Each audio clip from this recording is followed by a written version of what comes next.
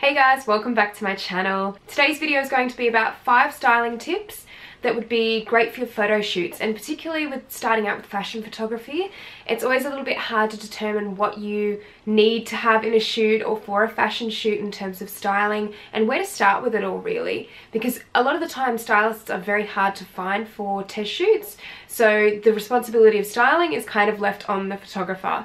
And I thought these 5 tips might help you guys if you're just starting out and hopefully enlighten you a little bit on the styling side of test shoots. So my first tip is to keep it pretty simple, and then you can add the creative stuff.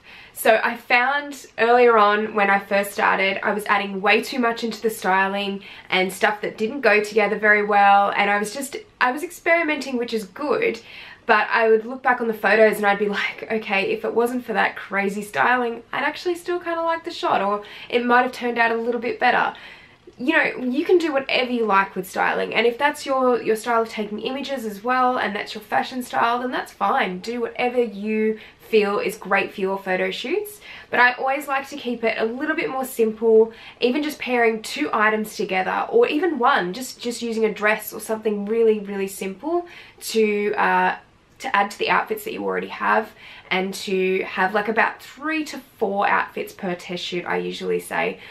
Test shoots for me usually go for about 1 to 2 hours a lot of the time, so I tend to have, you know, maybe about 3 to 4 for each of those test shoots, just to keep things to a minimum and to give myself a bit of a limit, because otherwise if I have quite a few pieces of articles of clothing, I'll be too tempted to use them all, and then I'll have heaps of extra photos, and for test shoots you just don't really need that a lot of the time. So I'd recommend about 3 to 4, and just simple clothing styles and patterns, and that makes it a little bit easier to mix and match things as well when you've got simple pieces of clothing. Tip number 2 is the colour scheme. Now, I always really found this a very underrated point when I was just starting out, and I didn't think too much about colour schemes. I just sort of picked whatever I liked.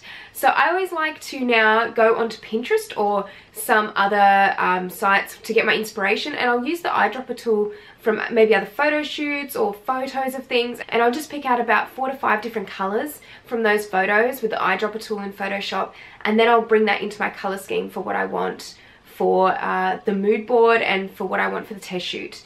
So then from those colours, I'll try and find pieces of clothing that are similar to those colours and work them into the shoot, and just keep that in mind whenever I'm organising shoots, because that is something that is quite underrated sometimes, is a colour scheme, and it can really add to the whole look of your photograph, especially if you've got a common theme going through all the clothing. Tip number 3 is to shop at second-hand stores.